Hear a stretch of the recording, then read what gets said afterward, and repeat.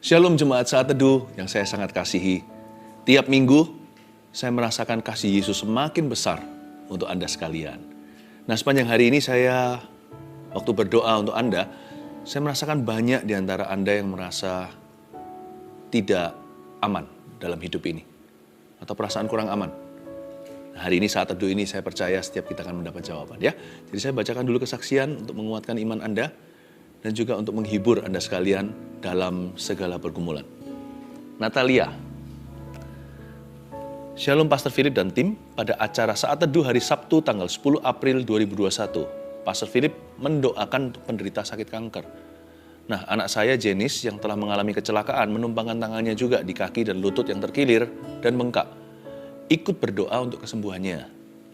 Dan setelah selesai doa, puji Tuhan, saat itu juga dia langsung mencoba berdiri dan bisa berjalan dengan normal lagi. Spontan, seketika itu anak saya menangis dan saya pun mengucap berkali-kali terima kasih kepada Tuhan Yesus. Terima kasih Tuhan Yesus, minggu ini adalah minggu yang penuh mujizat bagi anak saya Jenis. Amin. Gak ada yang namanya orang itu numpang beriman. Setiap iman diperhitungkan. Doanya untuk orang kanker, yang ini kecelakaan. Dua-dua disembuhkan. Iman itu gak pernah iseng. Dan Tuhan selalu memperhitungkan ketika hatimu percaya. Ya, jadi perasaan gak aman, perasaan takut, khawatir, gelisah, serahkan ke tangan Tuhan. Di hadirat Tuhan dia menunggumu. Laura, tadi malam saya ikut live saat teduh pada 7 April. Pada waktu doa terakhir, pastor mengatakan ada seorang yang telinganya berdenging. Saya langsung mengatakan, itu aku Tuhan. Sudah hampir setahun saya mengalaminya. Seketika itu juga dengan iman saya terima kesembuhan ilahi. Dan ketika doa selesai, denging itu hilang dan tidak ada lagi. Saya sudah sembuh. Terpujilah nama Tuhan kita, Yesus Kristus. Terima kasih pastor beserta dengan tim. Saya percaya mujizatnya nyata. Tuhan selalu berkarya melalui acara saat teduh dan banyak orang mengalami mujizatnya. Amin. Terima kasih untuk doanya. Lamsihar Pebrianti. Saya sudah lama menjadi orang Kristen yang dingin dan seperti orang Farisi yang tahu firman tapi tidak melakukannya. Pada akhir Februari saya sedang diopname di rumah sakit dan saya melihat saat teduh di YouTube. Saat itu saya hanya merespon sedikit, namun setelah keluar rumah sakit saya melihat saat teduh lagi. Saya menerima jaman Tuhan, seperti ada bisikan untuk meminta saya kembali berapi-api di dalam Tuhan yang sudah lama saya tinggalkan. Saya menangis dan saya mengalami pertobatan kembali. Pertengahan Maret saya mendapat dorongan yang kuat untuk membangun mesbah keluarga dan untuk terus bertumbuh. Puji Tuhan, saat ini saya sudah tergabung dengan CG, termasuk 3 anak saya dan suami. CG itu kelompok sel di Gereja Mawar Sharon. Kami bertumbuh bersama setiap hari dan melakukan mesbah keluarga tiap harinya. Saat teduh yang selama ini gak pernah saya lakukan, kini tidak pernah lupa saya lakukan tiap pagi saat membuka mata. Hati saya senang sekali dengar ini. Minggu ini saya dan suami dibaptis sebagai peneguhan iman kami. Wow, terima kasih untuk acara saat teduh ini. Wah, seneng gitu hati saya dengar ini. Di rumah sakit pun nonton saat teduh. Jadi ternyata yang nonton saat teduh bukan hanya di rumah ya. Di mobil mungkin, atau Anda mungkin sekarang sedang berada di tempat umum, siapa tahu, atau di tempat kerja, lagi ngelembur nih ceritanya. Bahkan di rumah sakit, di mana saja. Tuhan bisa menjamah dan berjumpa dengan Anda. Bawa rasa khawatirmu, bawa rasa gelisah. Tuhan menunggu dan Tuhan punya solusinya. Mari kita pejamkan mata kita, nyanyikan lagu ini. Apapun yang terjadi di dalam hidupku, selalu ku berkata, Tuhan Yesus baik. Betul Tuhan. Dalam segala hal yang terjadi, tetap ku berkata, Tuhan Yesus baik. Apapun yang terjadi, apapun yang terjadi di dalam hidupku, selalu ku berkata, Tuhan Yesus baik. Dalam segala hal yang terjadi,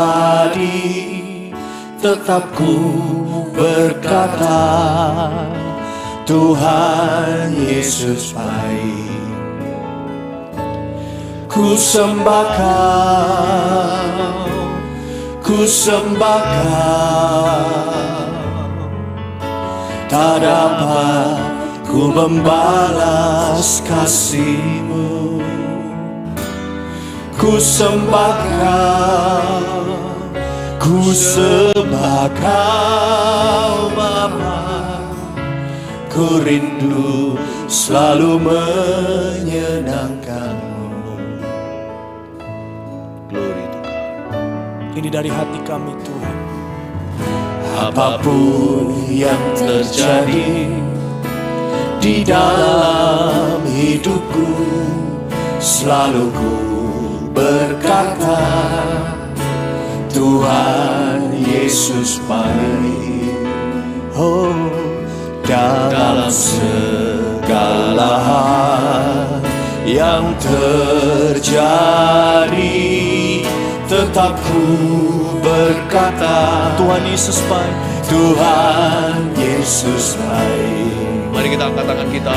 Oh, ku sembah Kau, ku sembah Kau, tak dapat ku membalas kasih-Mu. Oh, ku sembah Kau, ku sembah Kau Bapa.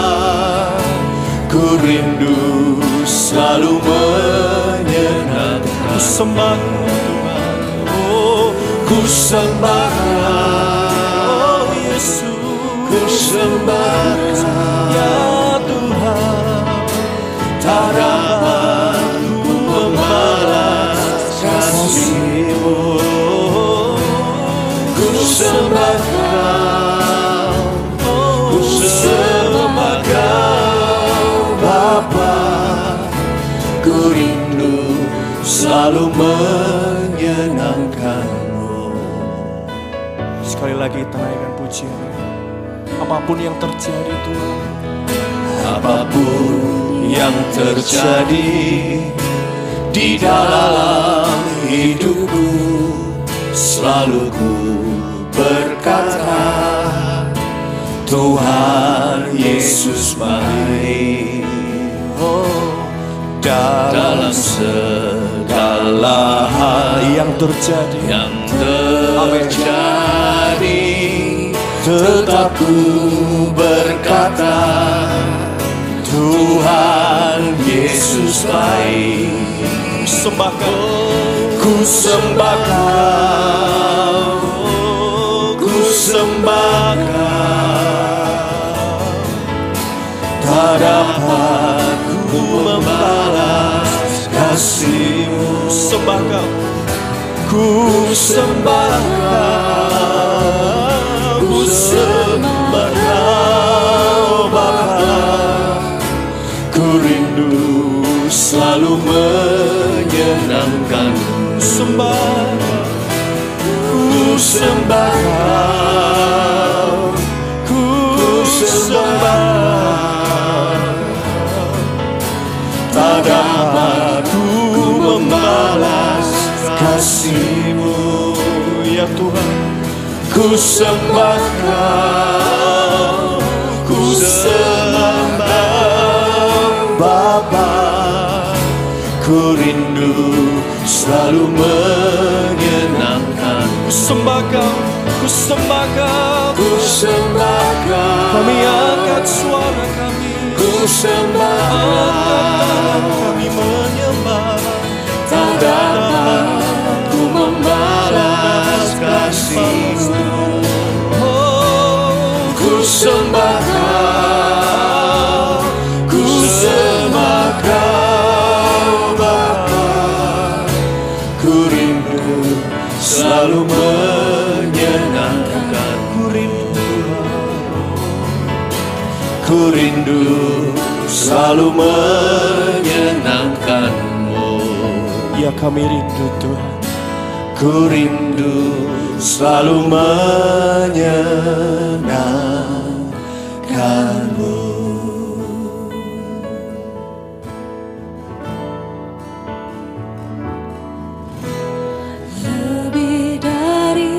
segalanya. Ku berharap padamu, lebih dari para penjaga, mengharap fajar pagi. Oh, begitu rindu hatiku berada dekatmu. Alangkah dalam kasih-Mu memenuhi hidupku. Tenanglah jiwaku dalam naungan sayap-Mu, menembus awan kelabu, pandang kemuliaan-Mu selalu. Ku rindu dekat dalam hati-Mu, mengikuti rencana-Mu. Yesus Tuhan Rajaku, tenanglah, tenanglah jiwaku dalam naungan sayap-Mu, menembus awan kelabu, pandang kemuliaan-Mu selalu. Ku rindu dekat dalam hati-Mu, mengikuti rencana-Mu. Yesus Tuhan Rajaku.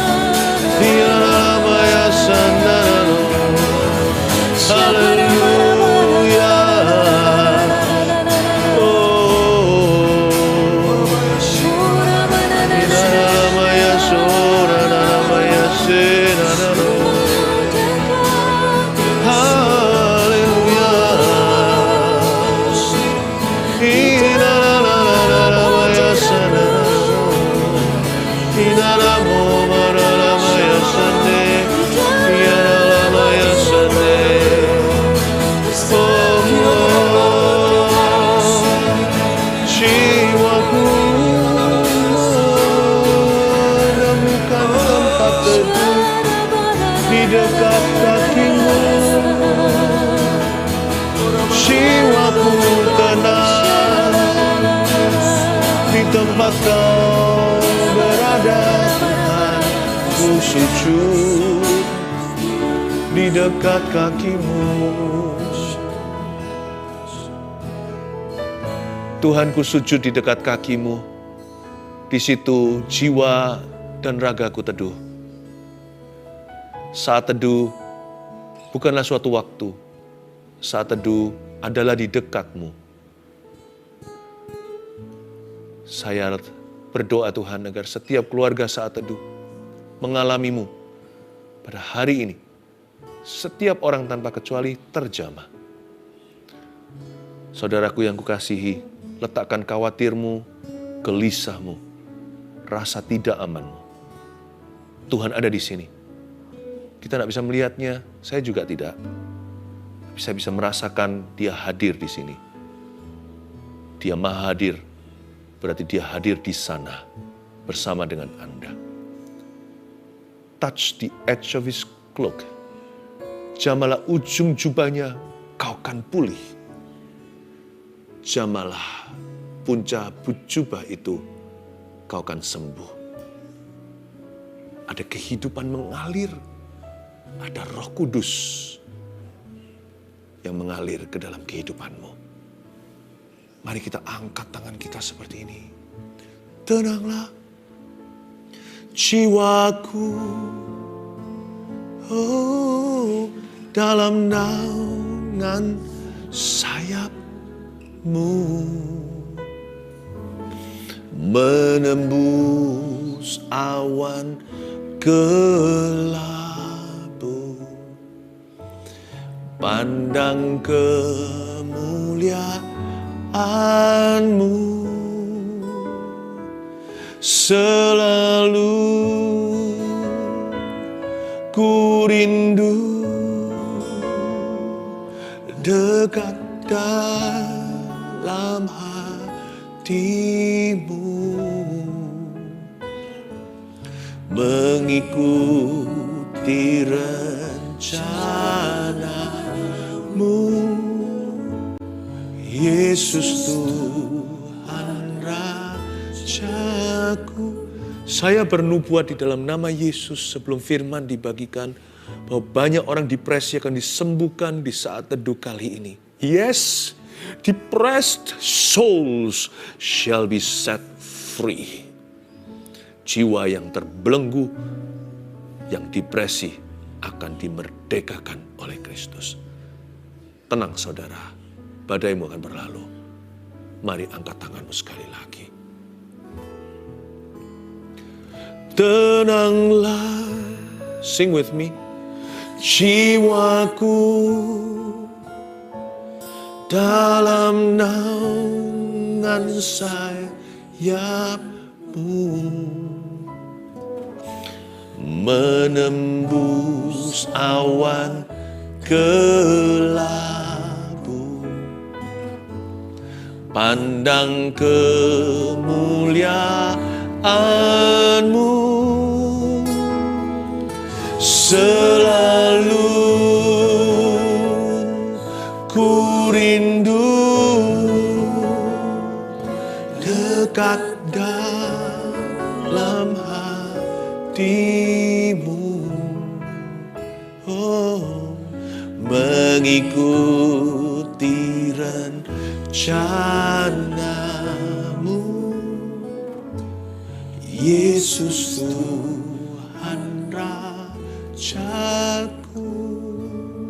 Tuhan Yesus, hamba berdoa untuk setiap jiwa yang menyaksikan. Hamba minta visitasi ilahi, sembunyikan hamba di balik salib, supaya kami bisa menjadi saluran berkat bagi setiap orang keluarga tercinta saat teduh. Makasih Tuhan Yesus, sampaikan sabdamu. Dalam nama Yesus. Amin. Praise the Lord. Ambil Alkitab, kita akan baca firman. Dan ambil catatan, saya berikan judul, Dalam Lindungan Allah. Yes, dalam lindungan Allah. Mazmur 91. Setelah Anda membukanya, saya bacakan ayat 1 sampai ayat 7. Orang yang duduk dalam lindungan yang maha tinggi dan bermalam dalam naungan yang maha kuasa akan berkata kepada Tuhan, tempat perlindunganku dan kubu pertahananku, Allahku yang kupercayai. Sungguh, Dialah yang akan melepaskan engkau dari jerat penangkap burung, dari penyakit sampar yang busuk. Dengan kepaknya ia akan menudungi engkau, di bawah sayapnya engkau akan berlindung. Kesetiaannya ialah perisai dan pagar tembok. Engkau tak usah takut terhadap kedahsyatan malam, terhadap panah yang terbang di waktu siang, terhadap penyakit sampar yang berjalan di dalam gelap, terhadap penyakit menular yang mengamuk di waktu petang. Walau 1000 orang rebah di sisimu dan 10.000 di sebelah kananmu, tapi itu tidak akan menimpamu. Tahukah bahwa hidup kita itu jauh lebih aman daripada yang kita kira? Asal kita punya Yesus loh ya. Kalau enggak, buat apa kita memperoleh seluruh dunia, kehilangan nyawanya, mati, masuk neraka. Tapi kalau kita punya Yesus ya, worst come to worst, skenario terburuk sekalipun, mati adalah keuntungan. Jadi kita itu aman. Nama kita sudah tertulis dalam kitab kehidupan. Tiap pagi kita punya satu alasan untuk bersyukur, sekalipun jikalau hati dan batin kita habis lenyap, 1.000 orang rebah di satu sisi, 10.000 di sebelah kiri. Kita tetap bisa bersyukur. Thank you Jesus. Tiap pagi berkata, terima kasih Tuhan. Namaku tertulis di dalam kitab kehidupan. Dalam lindungan Allah. Kalau Anda sudah dalam Kristus, Anda dalam lindungan Allah. Kalau Anda sudah di dalam iman kepada Tuhan Yesus, Anda dalam keselamatannya. Orang yang duduk dalam lindungan yang maha tinggi dan bermalam dalam naungan yang maha kuasa. Garis bawahi kata orang yang duduk. Kalau Anda sedang bicara dengan seseorang, orang itu berdiri, diajak duduk nggak mau, lalu tiba-tiba mengalihkan perhatian, dia tetap berdiri, berarti dia nggak mau lama-lama berbicara.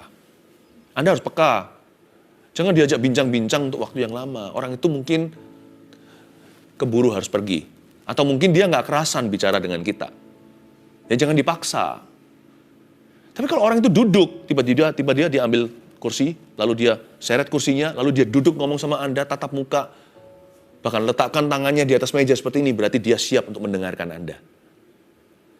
Inilah postur tubuh orang yang hidup dalam lindungan Allah. Perlindungan Tuhan itu bukanlah suatu pulsa yang Anda isi sebentar. Perlindungan Allah itu diperoleh lewat hubungan yang terus-menerus. Dalam orang yang duduk, belajarlah duduk dalam hadirat Allah seperti Maria. Jadilah residen, bukan visitor dalam hadiratnya. Jangan jadi pengunjung, jangan jadi tamu kalau sama Yesus itu. Jadilah orang yang tinggal di sana. Jadilah penghuni.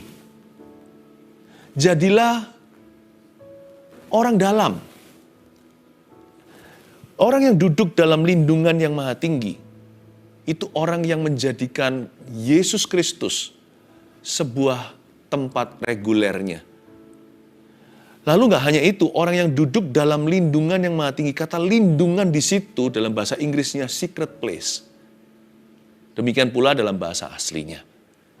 Itu menandakan suatu tempat yang terus-menerus dikunjungi sampai-sampai tempat itu menjadi tempat duduk yang dia sudah hafal. Kalau Anda pergi ke sebuah restoran, Anda terus ke sana, lama-lama waiternya juga akan mengenali Anda dan berkata, oh mau duduk di sebelah sana, yang lalu Anda duduk di situ. Kalau setiap bulan duduk di sana, apalagi setiap minggu, tempat itu rasanya hanya direservasi untuk Anda. Lama-lama sebuah tempat berkunjung menjadi tempat yang sudah personalized, menjadi tempat pribadi. Dalam lindungan yang maha tinggi, itu bicara soal secret place, personal hotspot. Di tempat itu Anda selalu ketemu dengan Tuhan. Kalau saya sih pagi hari sebelum saya turun dari ranjang, saya sudah kunjungi hadirat Tuhan. Saya berdoa berbahasa roh, karena saya tidak tahu apa yang akan saya hadapi. Saya doa berbahasa lidah, karena saya nggak ngerti apa yang harus tepatnya saya doakan. Saya mempersiapkan diri untuk sesuatu yang tidak saya duga. Saya mengundang rencana Allah. Lebih baik saya dapat kejutannya langsung dari hadirat Allah daripada dari kehidupan. Karena kehidupan biasanya menyimpan kejutan yang tidak saya inginkan. Tapi kalau Tuhan selalu mempersiapkan tempat yang frequently I visit, tempat yang selalu saya kunjungi, lama-lama menjadi tempat pribadiku, yaitu sebelum saya turun dari tempat tidur. Lalu saya pergi ke ruang belajar saya. Di meja kecil itu, saya ambil Alkitab, saya Bible study. Itulah hotspotku, itulah my secret place. Do you have one? Tapi puji Tuhan, Rabu dan Sabtu juga menjadi tempat, menjadi lindungan yang maha tinggi buat kita semuanya. Saat teduh ini, live-nya Rabu dan Sabtu ya, banyak yang tanya, sebenarnya hari apa sih saya kok selalu kelewatan? Dicatat, Rabu dan Sabtu. Ya, pukul 7 waktu Indonesia bagian Barat menjadi waktu yang sudah reguler kita bertemu dalam hadirat Allah secara korporat. Menjadi secret place kita bersama, yang mana tidak lagi secret bagi kita semuanya. It's a secret place that is not so secret anymore. But it's still a secret place, karena ketika kita masuk di hadirat Allah seperti ini, kita masuk ke dalam perlindungannya. Dia berbicara ke dalam kehidupan kita. Orang yang duduk dalam lindungan yang maha tinggi adalah orang yang konsentrasi ketika masuk hadirat Allah. Dia nggak asal-asalan. Jangan hanya mau datang ke hadirat Tuhan kalau ada perlunya doang. Perlu nggak perlu, butuh nggak butuh, visit regularly. Tiap hari, jadikan makanan sehari-hari seperti orang Indonesia makan nasi. Lapar nggak lapar, pagi siang malam bahkan. Ada juga orang yang breakfast makan pagi langsung makan nasi putih yang banyak. Saya nggak tahu itu apa sehat atau enggak, tapi itu udah jadi kebiasaan kita orang Indonesia. Jadikan hadirat Allah itu tempat yang Anda sering datangi. Anda sering masuk ke dalamnya. Perlindungan itu hubungan. Bukan kalau kita lagi rasa nggak aman, kita datang teriak-teriak sama Tuhan, tolong aku, bantu aku Tuhan, lindungi. Alangkah baiknya sedia payung sebelum hujan. Kenal Tuhan dulu sebelum butuh. Orang yang duduk dalam lindungan yang maha tinggi dan bermalam dalam naungan yang maha kuasa. Kata bermalam dalam naungan yang maha kuasa, khususnya kata naungan di situ artinya shadow. In the shadow of the Almighty, kata naungan di situ adalah bayang-bayang. Ini bukan berarti suruh di tempat remang-remang. Bayang-bayang bukan berarti ya kita dapat bayang-bayangnya saja. Kita nggak dapat pribadinya, bukan. Yang bermalam dalam naungan yang maha kuasa, in the shadow of the Almighty, kata naungan atau bayang-bayang di situ berarti kita itu sedekat itu sama Tuhan. Hanya orang yang berjalan dekat dengan seseorang baru kena bayangannya. Betul nggak? Kalau Anda jauh 100 meter gitu mungkin nggak kena bayangannya, sekalipun bayangan bisa melonjong di jam tertentu siang hari.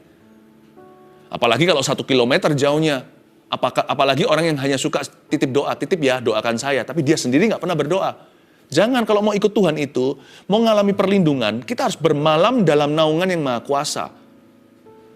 Bahkan kalau kita tidur bawa stres sekalipun, jangan jauh dari Yesus. Kita dengan Tuhan itu, ya jangan ngaku-ngaku dekat. Nanti kita so akrab, padahal Tuhan, bahkan padahal kita belum terlalu mengenal Tuhan atau dewasa iman. Makanya itu, untuk kita bisa merapat sama Tuhan seperti ini, saya sendiri nggak berani mengaku bahwa saya orang yang terlalu dekat dengan Tuhan. Saya belajar dan saya ingin dekat, lebih dekat padanya, iya. Tapi minimal satu hal yang saya bisa janjikan. Saya mau tidak berjarak dengan Tuhan. Kalau sama Tuhan terpaksa saya berjarak, nggak boleh lebih dari bayang-bayang. Ketika Petrus diurapi bayang-bayang yang menyembuhkan, itu berarti orang-orang pada berdesak-desakan, mendekati dia, merapat. Si hamba Tuhan besar itu, semua orang ingin ketemu. Si Petrus di Perjanjian Baru, lihat orang-orang yang kena bayang-bayangnya yang disembuhkan. Berarti orang-orang yang sengaja mendekat. Mungkin mereka tidak bisa memegang dia, mungkin semua orang lagi berdesakan. Semua orang senggol-senggolan ingin mendekat pada Yesus. Tapi ada satu wanita yang berhasil secara curi-curi memegang puncak jubahnya. Berhentilah pendarahannya, 12 tahun padahal. Mungkin Anda tidak merasa dekat dengan Tuhan, nggak apa-apa. Mendingan Anda merasa jauh, membuat Anda sadar untuk mendekat, daripada orang yang sok dekat, padahal jauh. Saya mau jadi orang yang ke-1. Saya merasa belum cukup dekat dengan Yesus. Saya merasa masih jauh saya ini, kalau dibandingkan dengan Kristus. Ku mau menjadi seperti Kristus, masih jauh. Tapi saya bertekad untuk mendekat, sedekat bayang-bayangnya. Berarti itu hanyalah satu uluran tangan, satu uluran lengan. Sama Tuhan itu mendekatlah. Itu kata naungan, in the shadow of the Almighty. Sebuah panggilan to come near. Shadow means nearness. Bayang-bayang artinya kedekatan. Dia akan berkata kepada Tuhan, ayat 2, tempat perlindunganku dan kubu pertahananku, Allahku yang kupercayai. Ayat 2 akan berkata kepada Tuhan. Jadi kalau kita semakin dekat sama Tuhan, mulut kita yang pertama-tama berubah. Maka mulut kita akan berkata kepada Tuhan, tempat perlindunganku dan kubu pertahananku, Allahku yang kupercayai. You see, boast your faith, not your doubt. Kalau Anda harus bermegahlah akan Kristus. Kalau Anda harus membual, bualkan kebaikannya. Kepada dirimu, bukan kepada orang lain. Kadang-kadang kita itu coba-coba kesaksian, padahal belum waktunya. Saya nggak mencoba untuk mematahkan semangat orang yang kepingin kesaksian loh ya. Tapi kesaksian itu pertama-tama harus kesaksian pada roh sendiri, kesaksian iman di dalam hati. Bukan kepingin tampil begitu. Akan berkata kepada Tuhan sebelum Anda berkata kepada manusia. Rajin-rajinlah mulut kita berkata kepadanya perkataan-perkataan yang membangun. Kalau memang kita harus mengucapkan sesuatu, ucapkan percayamu. Bukan besar-besarkan kebimbangan dan keraguanmu. Zaman ini ya, zaman sekarang, semua orang vokal. Vokal yang pesimis, vokal yang negatif, vokal penghakiman. Pokoknya yang negatif vokal pokoknya. Yang positif jarang orang vokal. Tuhan suruh kita vokal yang positif. Ayat 2 akan berkata kepada Tuhan. Lihat apa yang dikatakan. Tempat perlindunganku dan kubu pertahananku. Dia tidak membanggakan atau menyombongkan jasanya. Aku begini loh, aku doa sekian kali seminggu, aku puasa setiap hari, aku baca Alkitab setiap berapa pasal tiap harinya. Enggak. Yang dia bualkan adalah Tuhan, tempat perlindunganku, tiada tentang dirinya.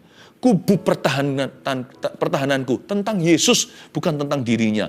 Allahku, kalau satu-satunya ku di sini yang ada dalam kalimatnya, hanyalah terhubung dengan Allah. Allahku, dia jadikan Tuhan itu personal buat dia.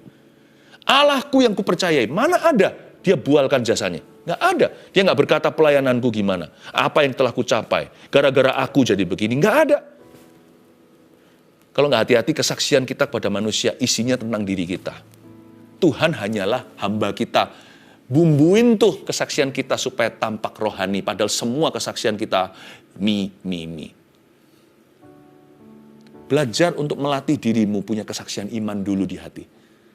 Belajar melatih mulut kita untuk membangun diri sendiri. Antara kita dengan Tuhan in the secret place where no one will see. Di sebuah tempat tersembunyi.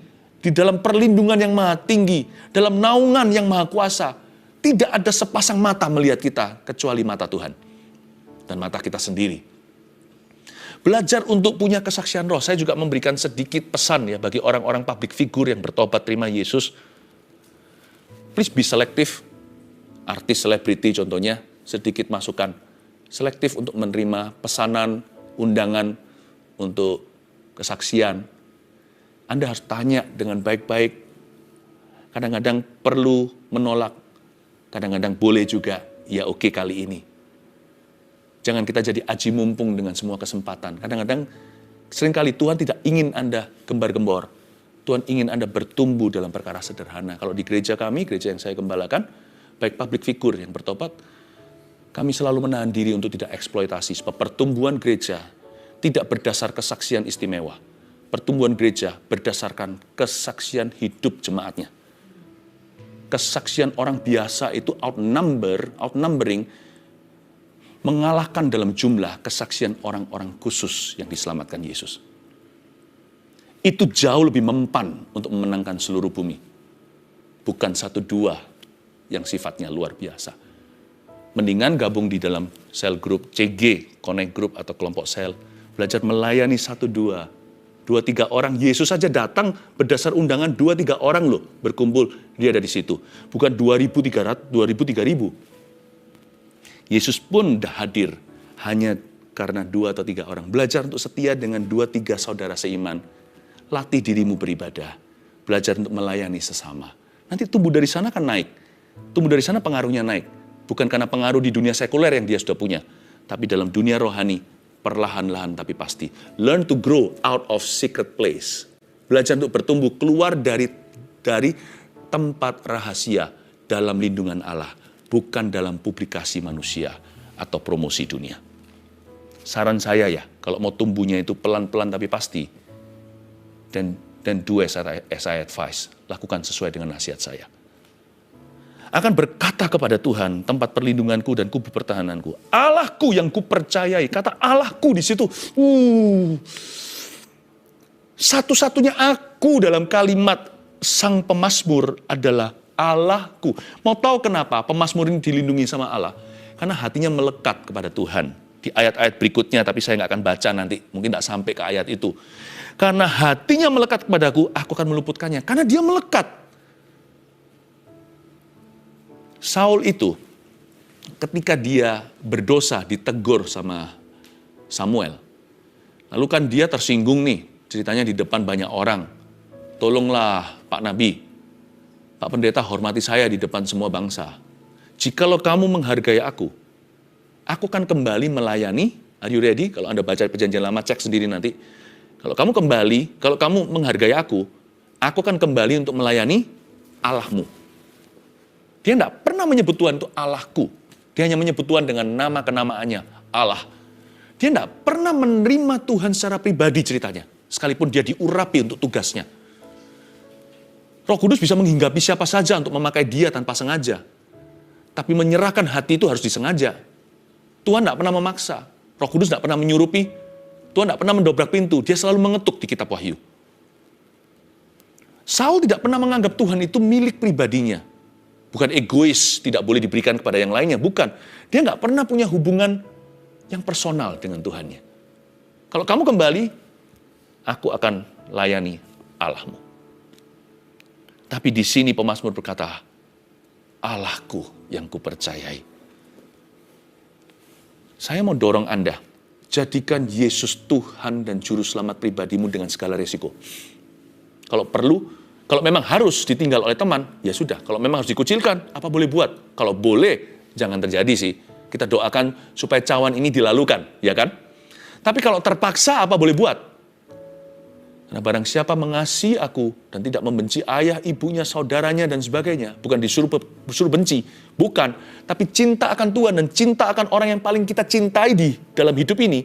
Dibandingkan kayak cinta dan benci, paham maksud saya? Tuhan bukan ajari kita untuk membenci ayah ibu. Malah firman Tuhan ajari untuk menghormati. Kalau enggak panjang umur nih. Tapi dibandingkan dengan cinta kita kepada Tuhan, bandingkan itu dengan cinta kita kepada orang yang paling kita kasih. Itu kayak kasih dan benci. Segala resiko. Bahkan kalau perlu Anda dibenci oleh orang lain gara-gara imanmu, bukan karena kejahatan atau dosamu. Jadikan Yesus Tuhan dan Allahmu. Beberapa orang ada yang diusir juga. Saya doakan jangan terjadi ya. Tapi jadikan Yesus sebagai Tuhan dan Allahmu secara pribadi. Make Him your personal Lord and Savior. Percuma kalau kita mengikuti terus firman Tuhan lewat saat teduh gini contohnya, tapi kita nggak pernah berkunjung mengambil keputusan. Berarti Tuhan tidak pernah jadi milikmu. Tuhan hanyalah numpang lewat atau lalu lalang. Anda dan saya nggak bisa masuk surga hanya karena pernah dijamah Tuhan. Anda dan saya suatu hari masuk surga karena kita pernah menerima Tuhan. Secara pribadi dan materainya adalah jikalau Anda dibaptis. Sama Tuhan tuh jangan melulu pacaran. Masa mau pacaran terus? Kapan kawinnya? Kok nggak berani pasang cincin? Kenapa? Hayo. Coba pikirkan. Kok berani mesra? Tapi kalau komitmen langsung takut dan pergi dan lari. Kecuali kalau Anda adalah penyamun yang disalibkan di samping Yesus. Kaki tangan udah terpaku. Nggak bisa turun, dibaptis, melayani, lalu jalani hidup baru. Tapi waktu dia terima Tuhan di atas sana, kalau dia bisa, saya yakin dia akan turun dari salib itu, dia akan dibaptis di sungai Yordan seperti Yesus. Ini kan kejadiannya di Yerusalem atau di Israel. Kalau Anda mungkin di kolam baptisan, dia pasti akan turun dan dia akan melayani Tuhan. Orang itu pasti jera dengan dosanya dan dia pasti serahkan sisa hidupnya untuk Tuhan. Kecuali kalau Anda adalah orang itu, Anda nggak bisa turun, nggak perlu dibaptis, nggak perlu melayani Tuhan, nggak perlu ke gereja. Tapi kalau kaki tangan Anda bebas bisa bergerak, apa susahnya untuk kita ambil komitmen? Kenapa kita hanya mau pacaran dengan Tuhan? Kapan mau menikahnya? Pernikahan anak domba. Di sorga sih, tapi di bumi itu materainya. Kalau berani mengaku kenal Yesus, berani dibaptis. Saya dibaptis tahun 1992 dengan segala risiko. Meskipun keluarga saya tidak menentang saya. Tapi saya sebagai anak muda zaman itu, saya punya risiko saya sendiri. Rintangannya kalau dibaptis nanti tidak boleh itu, tidak boleh ini. Nanti kalau saya dibaptis, saya nggak bisa balas musuh saya. Kalau musuh saya cari gara-gara. Aduh, banyak pikiran saya yang menentang. Jangan takut komitmen sama Tuhan. Pemazmur ini komitmen dengan Allahnya. Allahku dengan segala risikonya. He is my God, my Savior. Saya kok tergerak ya? Saya tergerak sekali untuk Anda bisa segera dibaptis. Kalau Anda tidak punya, kalau tidak ada gereja yang bisa membantu Anda, maka Anda, atau kalau Anda, pokoknya kalau Anda rindu untuk dibaptis ya, tulis aja nanti di live chat, tulis juga di komen yang di saat teduh episode ini. Tulis begini, ini hashtagnya tulis saya mau baptis. Saya ulang, hashtag saya mau baptis. Udah nanti saya minta sama tim saat teduh, please dengarkan yang di balik layar sekarang bisa mendengarkan suara saya.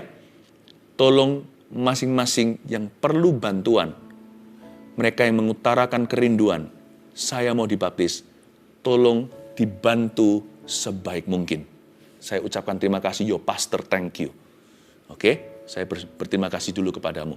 Saya minta bilangnya dia atau nya, jangan tiba-tiba berubah menjadi mu atau engkau.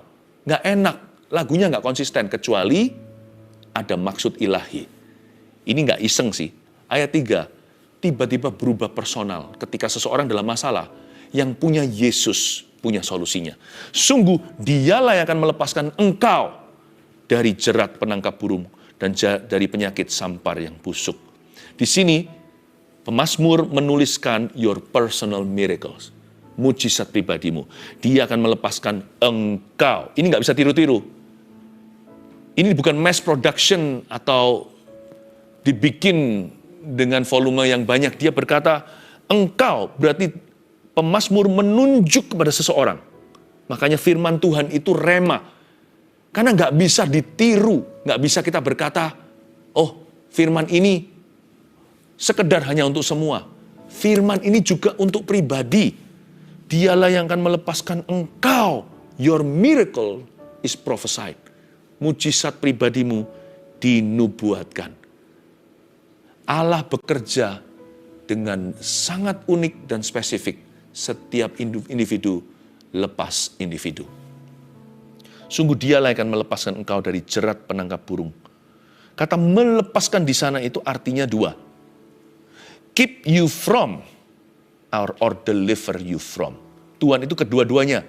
He's the keeper and deliverer.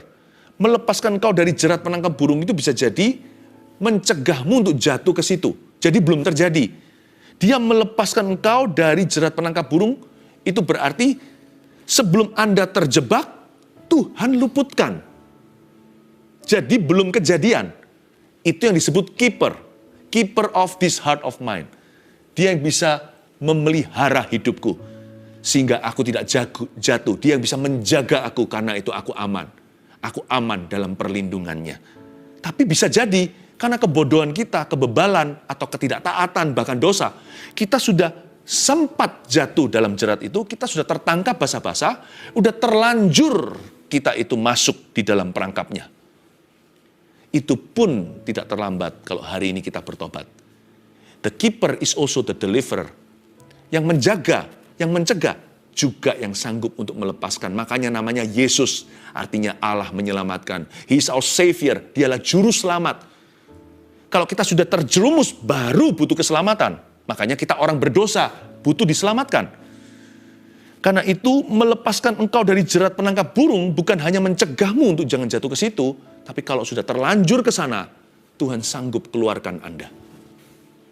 Dia akan melepaskanmu dari jerat penangkap burung. Nggak peduli giginya berapa jajar, nggak peduli berapa retak kakimu, sudah tertangkap di situ. Itu kalau kena penangkapnya beruang itu sakit sekali. Itu bisa hancur tuh kaki, tapi Tuhan bisa sembuhkan. Ceritanya begitu, istilahnya. Dengan kepaknya ia akan menudungi engkau, di bawah sayapnya engkau akan berlindung.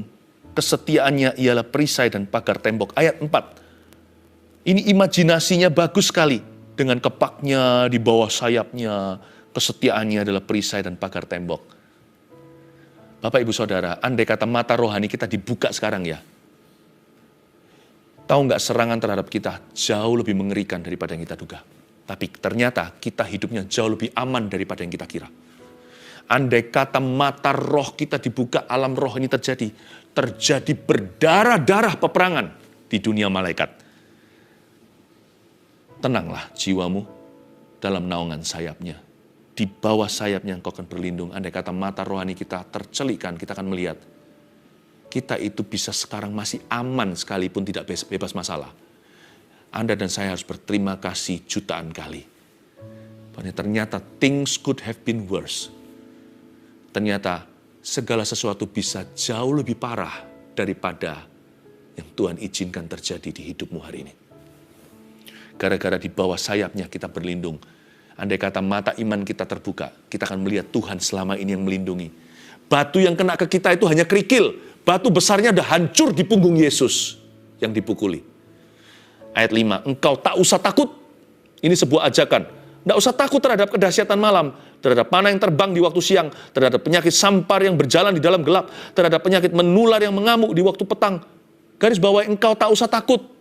Izinkan saya mengucapkan firman ini langsung ke telinga Anda. Please don't be afraid. Engkau tidak usah takut. Kata tak usah itu indah. 1:1000 maksudnya. Kejadian permasalahan yang kita alami maksudnya kejadian itu hanya 1:1000. Biasanya ketika kita mengalami penderitaan sesungguhnya, itu 1 contohnya. Dibanding dengan 1000 ketakutan kita, overthinking. Ketakutan yang menyiksa kita. Yang tidak akan terjadi. Biasanya hidup kita jauh lebih menderita karena khawatir daripada kejadian sesungguhnya. Ya enggak? Makanya itu Alkitab berkata, engkau enggak usah takut. Enggak usah takut. Hadapi ketakutan yang nyata. Enggak usah khawatir berlebihan. Burung di udara dia pelihara. 1:1000, sungguh. Kejadian sesungguhnya itu 1. Bukan berarti masalah kita sedikit. Enggak, masalah bisa banyak. Tetapi tetap kekhawatiran kita jauh lebih banyak kalau kita mau jujur. Kalau kita mau operasi hati, ketakutan kita itu berlebih. Lebih besar ketakutan kita daripada kejadian sesungguhnya yang menimpa. Ya enggak? Karena itu Tuhan berkata, engkau enggak usah takut. Hadapi aja yang 1. 1 ditambah 1 sama dengan 2. 2 ditambah 2 sama dengan 4. 4 ditambah 4 sama dengan 8. Count your blessing one by one. And count your problem one by one too. Gak usah langsung stresnya 1000. Engkau tak usah takut. I speak fear. I speak faith into you.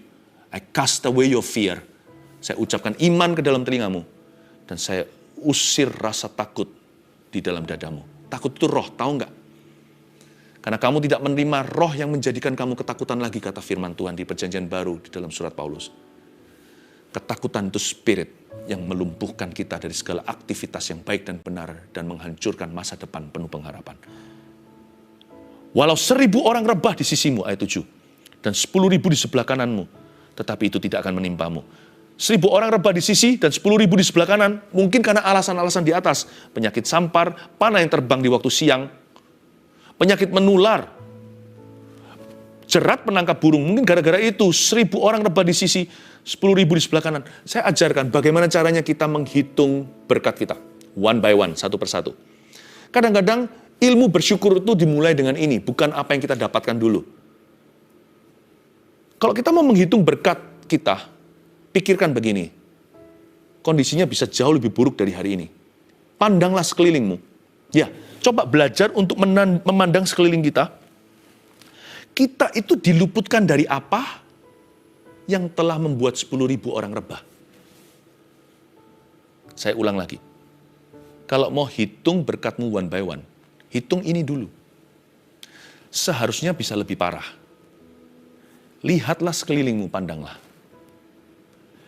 Apa yang orang lain alami yang membuat 10.000 rebah namun diluputkan dalam hidup Anda. Jadi jangan ngomel untuk sesuatu yang belum Anda punya. Jangan inginkan apa yang Anda tidak miliki. I'm not happy, aku tidak happy kalau aku tidak punya itu, tidak punya ini. Ada orang lain yang lebih parah dari hidupmu, Anda diluputkan. Bukan berarti kita happy ya lalu kita berbangga-bangga dan berkata, aku tidak semalang orang itu. Jangan begitu. Makanya itu kita juga harus belajar untuk berbelas kasihan kepada mereka yang menderita. Jangan kita sok-sokan mentang-mentang kita nggak kena. Lalu kita berkata orang itu nggak dilindungi, aku dilindungi, jangan-jangan besok Anda yang kena. Tapi kalau kita nggak kena, orang lain kena. 10.000 orang rebah gara-garanya, tapi Anda nggak apa-apa. harusnya itu menimbulkan rasa peduli dan belas kasih dalam diri Anda. Pertama-tama berkata, terima kasih Tuhan kau meluputkan. Lalu setelah itu jangan berbangga di atas penderitaan orang. Aku tidak kena yang kamu kena. Jangan begitu, itu kesombongan. Orang yang sombong akan jatuh. Pertama-tama bersyukur dulu, terima kasih Tuhan, aku engkau luputkan, aku dan keluargaku.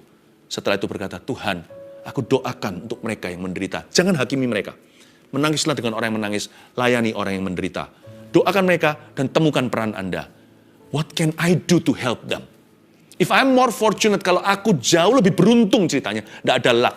Kalau aku hari ini dilindungi, jangan hakimi orang yang mengalaminya, bukan berarti mereka tidak dilindungi oleh Tuhan. Tapi kalau Anda diluputkan, harusnya doa Anda ada ruang untuk berkata, kalau aku telah Engkau luputkan ya Tuhan, aku berterima kasih dulu, sekarang beritahu apa yang bisa kulakukan untuk membantu mereka ini yang malang. Itu akan membuat Tuhan semakin bangga sama Anda. Tapi kalau Anda dan saya jadi Ayub yang kena, juga jangan diiri dengan orang lain. Berterima kasihlah orang itu tidak kena. Orang itu tidak mengalami musibah yang sama yang menimpa Anda. Tapi setelah itu mintalah kekuatan dari Tuhan untuk supaya Anda setia dan keluar daripadanya. Respon yang benar itu membuat kita terus bisa diam di dalam perlindungan Allah. Hitunglah berkatmu one by one. Apa yang membuat orang lain rebah, tapi tidak menimpa Anda. Sudahkah Anda berterima kasih untuk hal-hal itu? Andai kata mata rohani Anda dibuka, ternyata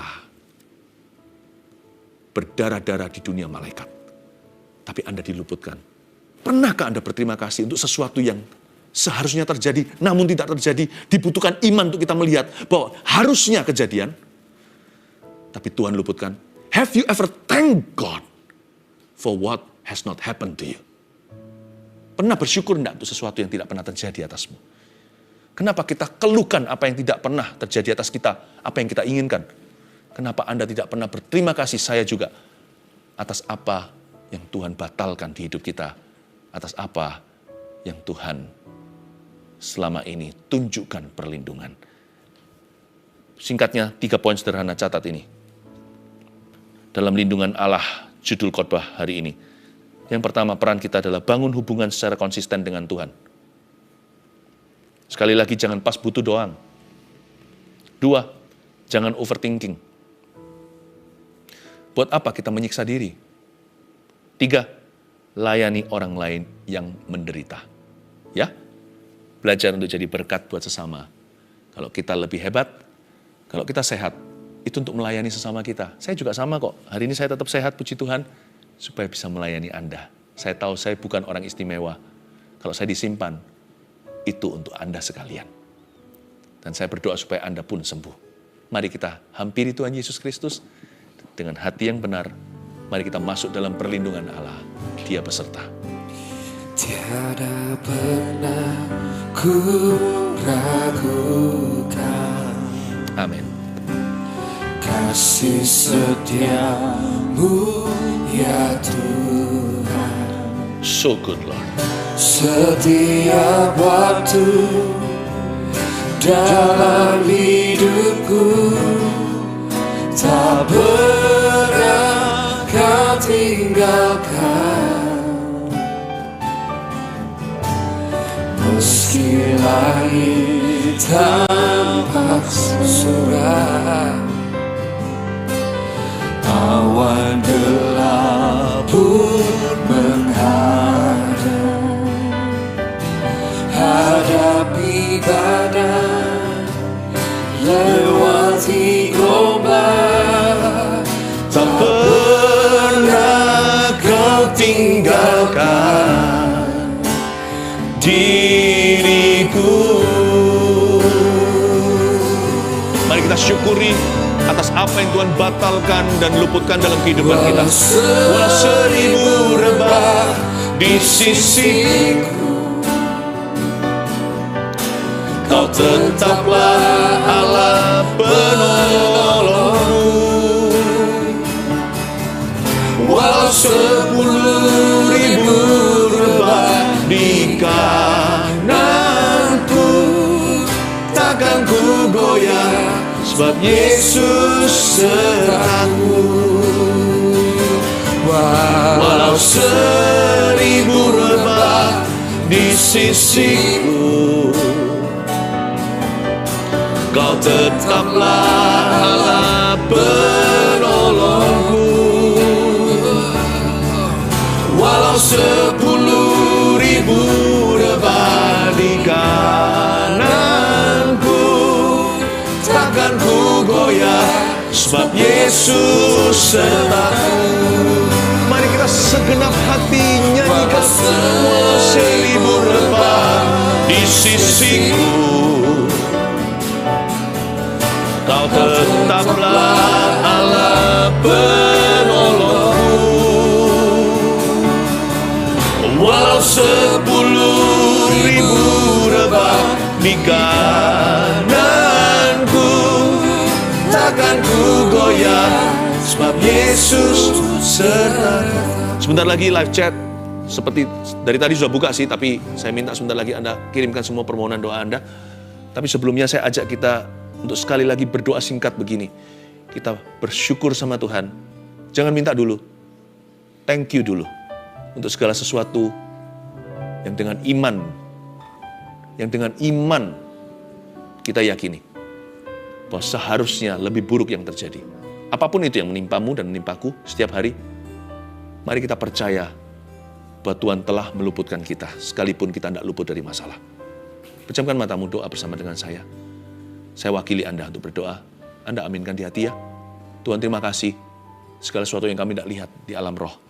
Thank you for having protected us. Terima kasih Engkau sudah melindungi kami. Sebelum kami minta sesuatu atau asking you for more, meminta sesuatu yang lebih, meminta sesuatu lagi. Gak apa-apa sih Tuhan suruh kita minta. Tapi sebelum itu, terimalah persembahan terima kasih kami.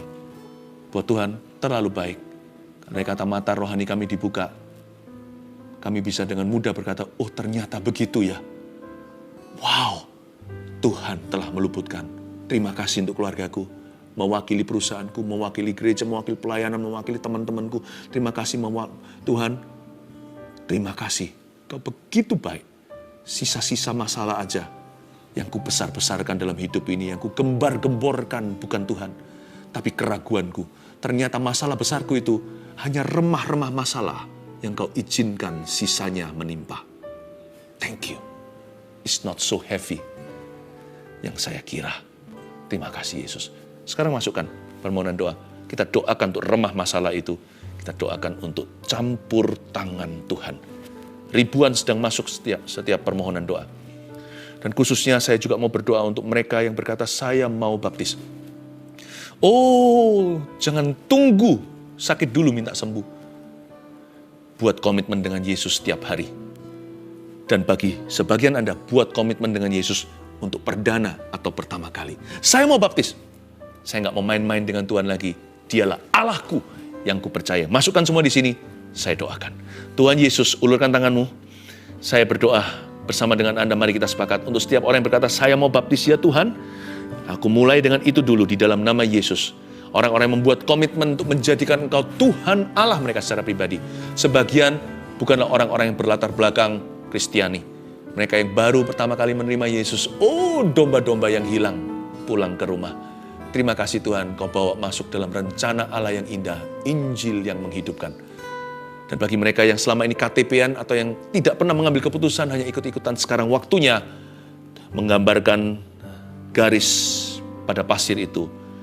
Jelas sebelum dan sesudah ada perbatasannya. Kami mau yang lama berlalu, yang baru telah datang. Mulai hari ini lahir baru dengan sebuah keputusan, tidak ikut-ikutan. Terima kasih Tuhan, masuklah ke hati setiap orang yang berkata, saya mau baptis ini ya Tuhan.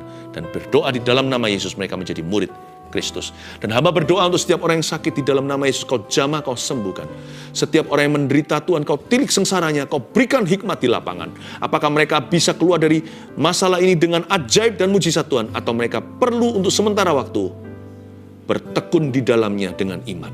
Hamba berdoa di dalam nama Yesus for miracles, termasuk healing miracles, mujizat kesembuhan yang terjadi saat ini di dalam nama Tuhan Yesus Kristus. Turunkan tangan Anda. Rahang seseorang kaku. Mungkin sesuatu di sana kecepit. Tetapi saya barusan dengar suara krak, krak. Itu kembali dan Anda tidak perlu dioperasi. Di dalam nama Tuhan Yesus Kristus, terima kasih Tuhan. Terpujilah namamu. Ada satu orang yang suka sesak nafas setiap kali dia memikirkan sesuatu yang negatif. Awal mula nggak begitu, Anda jadi heran apa yang terjadi dengan diri sendiri. Dulu awal-awal kalau tidur kena panic attack, tapi sekarang sudah bukan panic attack, sudah naik levelnya.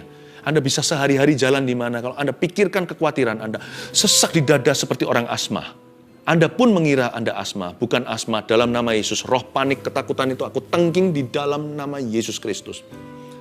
Banyak orang bipolar yang disembuhkan Tuhan. Saya melihat ada angka yang tiba-tiba bertambah seperti angka yang terus bertambah digitnya. Pertama 2 digit, 3 digit.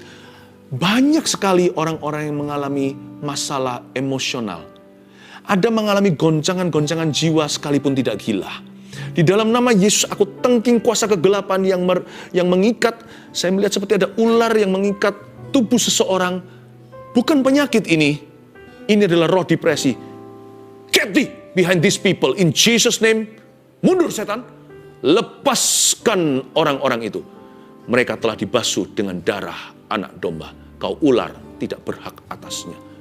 Pergi di dalam nama Yesus. Cepat lambat tidak akan butuh lagi obat penenang. Terima kasih Tuhan. Karena Tuhan baik. Dalam Tuhanlah perlindungan. Walau 1000 rebah di sisiku, Kau tetaplah Allah penolongku. Come on. Walau 10.000 rebah di kananku, takkan ku goyah, sebab Yesus sertaku. Walau 1000 rebah di sisiku, walau 1000 rebah di sisiku, Kau tetaplah Allah penolongku. Walau 10.000 rebah di kananku, takkan ku goyah, sebab Yesus sertaku. Takkan ku goyah sebab Yesus beserta. Takkan ku goyah sebab Yesus sertaku. Takkan ku goyah, takkan ku goyah, sebab Yesus sertaku. Mari kita angkat tangan kita, terimalah berkat dari Allah Bapa, Allah Putra, dan Allah Roh Kudus. Perlindungan dari tempat maha tinggi menaungi setiap pribadi. Dalam nama Yesus, Tuhan mengasihi setiap kita. Haleluya. Amin. Allah yang setia dan benar, tak pernah tinggalkanku, dan selalu bersamaku. Yesus, Kau sumber kekuatan, ku hidup untuk menyenangkan-Mu. Allah yang setia dan benar, tak pernah tinggalkanku, Kau selalu bersamaku. Yesus, Kau sumber kekuatan,